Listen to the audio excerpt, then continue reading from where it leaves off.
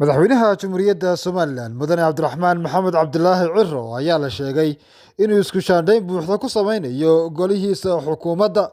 Ma jiro war rasmi ah oo madaxtooyadu ka soo saartay isku shaandhaynta uu madaxweynuhu ku sameynayo xukuumaddiisa, balse ilawareedyo xoogaal ah oo kala duwan ayaa warbaahinta Jamhuuriyadda Media u sheegay in madaxweynaha Somaliland uu 48 saacadood gudahood ku sameynayo isku shaandhayn buuxda oo u taabanaysa golaha wasiirada ee kala duwan. Warka ayaa intaa ku daraya in madaxweynuhu xilka qaadis ku sameyn doono xubno ka mid ah golaha wasiirada oo shacabka Somaliland dhaliileen gudashada waajibaadkooda qaran, halka uu wasiiro kalena isku bedeli doono. Isku shaandhayntan ayaa la tilmaamay inay saameyn doonto wasiiro haya xilal muhiim ah, wasiir ku-xigeenno iyo madax kale oo ay ku jiraan kuwa hay'adaha madaxa bannaan.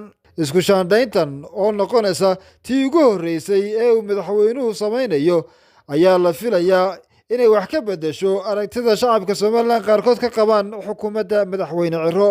Daawadlintaasi waxaan ku soo koobnaa warkii